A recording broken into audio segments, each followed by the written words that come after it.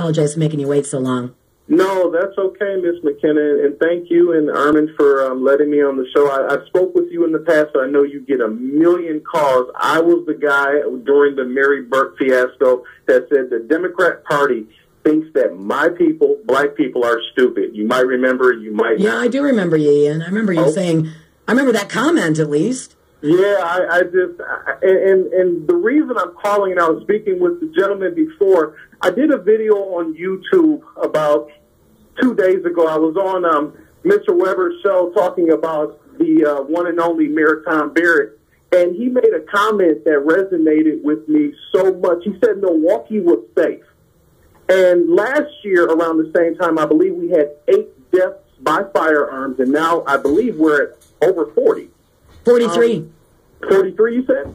43, yes. Yeah, so my thing is, and I really wanted to talk to you, and I know you're a very busy woman, and I believe we can only talk about things so much, but you said something last year that has touched me in a way that I need to tell you. You said we need to do something. So I am starting myself a movement to go ahead and figure out, with the help of people like you and the help of people like Mr. Weber, because in my position, if I do a bad job, I will be replaced. Mayor Tom Barrett makes roughly $149,000 a year, and he has a pension of about $2.6 million, and that's based on results. He has not been giving us results. So what I want to know is, how can we, and people, I'm pretty sure I'm not alone, but the problem with Milwaukee is, like you said, over way back to Northwest, that it has been a certain way for so long that I think that, like you said, the people don't think that they can do anything. And I am here to say I am ready to start a petition to get this man removed. And it's not just based on emotion or anything like that. I grew up on 28th and Meineke. That's one of the worst neighborhoods in the city, and I became successful. And the way I did that was changing my mentality, not being dependent on the government, not being dependent on one side, just voting Democrat or voting Republican. It's about one thing and one thing only, the betterment of the city of Milwaukee. But I think we're at the point where we need to go ahead and remove Tom Barrett, and I want to know, what can I do to make that a reality? Well, number one, there are people who are running to replace him right now. So you've got an opportunity coming up to replace him in his next election. So that's key. I don't know if that's something. Educating voters on that level is tough. I don't know, but you are right that he is bad. He's actually a danger to people in the city, because he simply refuses, either because he understands the politics of it and he finds, the chaos to be useful, or he's too dumb and incompetent to realize that he's too dumb and incompetent to govern. But you're right. He is an absolute disaster for the city of Milwaukee. I have two names for you, Miss McKenna. Two names because I know you're busy. Sheriff David Clark and Officer Stephen Spingola for Chief of Police in the city of Milwaukee. Well, I don't know if Steve's listening right now, but I'm for that. I would love to see Sheriff Clark run for mayor.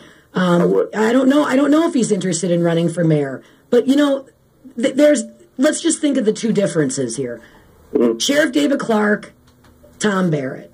Clark suddenly has the same authority that Tom Barrett has over law enforcement budget, over public safety issues. He's got the authority to hire a police chief. He's got the authority to empower a police chief.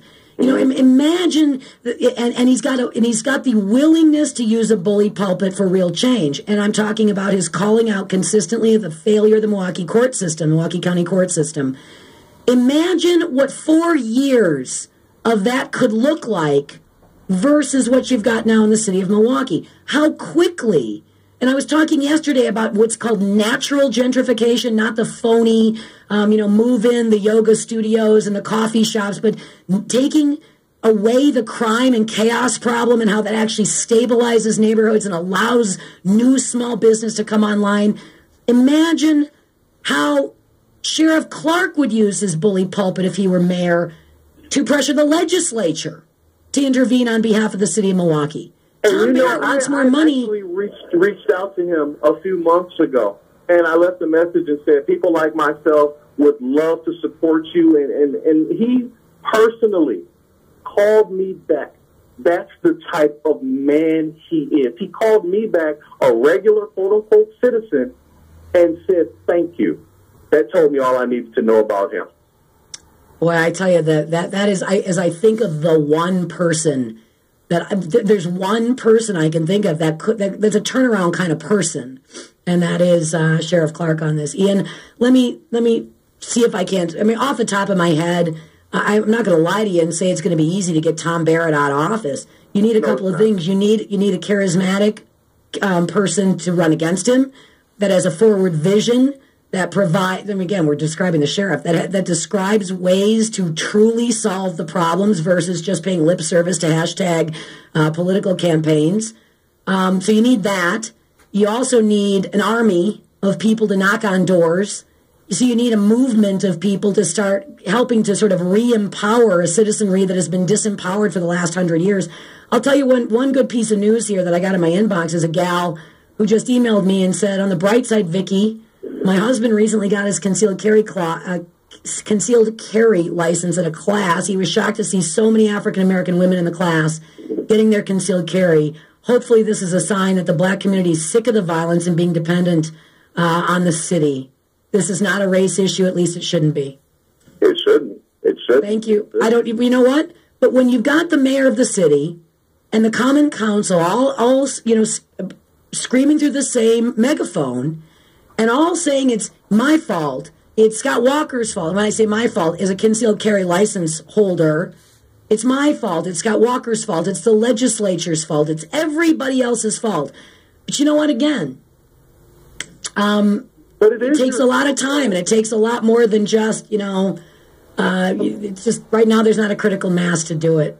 And if you keep slogging it out, maybe someday there will be a critical mass to finally say enough's enough. Yes, but the thing is, you said it's not your fault. According to them, it is our fault. We don't think like the rest of them. So that makes us dangerous, and that makes us silent. I can't even get on another radio station with another guy, and I won't say his name on your station, but he refuses to debate with me, and he's a Democrat, and he's pretty popular on that side, and he refuses to debate with me. I know somebody you need to get to know. Go to the Earl Hall show. He's gonna, I've had Earl on the program before. Earl's gonna relaunch his show. It is an urban Milwaukee show. It is pretty edgy. He does not. I mean, political correctness is not his thing. He's a great guy. I just saw him over the weekend. Super smart, very, very. Just sort of has a common man intellectualism that you just don't find anymore. He has the ability sort of to sift through and cut through the BS. And Ian, maybe if you email me, I can hook you guys up, and you guys can tag team on something powerful. But I'd sure love to see it. Do you want me to email you, or do you want me to do your Facebook, or how do you just send me an email? Just Vicki McKenna at newstalk1130.com. Thanks, Absolutely. Ian. You sound great today, by the way. Thanks. I know the other day you were having voice issues, and I'm like, oh wow, I know she has a lot to say because our fair mayor had some interesting. You know what? I mean, getting booted off the air that day, I was like, no, but I couldn't speak. Yeah, I know. It was crazy. Thanks, man. And yeah, the voice sounds terrible if you're just listening for the first time this week. But boy, you should have heard me 2 days ago. Thanks for the call, man. Right. I like the enthusiasm. I just don't. And it's just so much. I don't want to say, yeah, you can just pull this off in one election. It takes sort of ordering the force.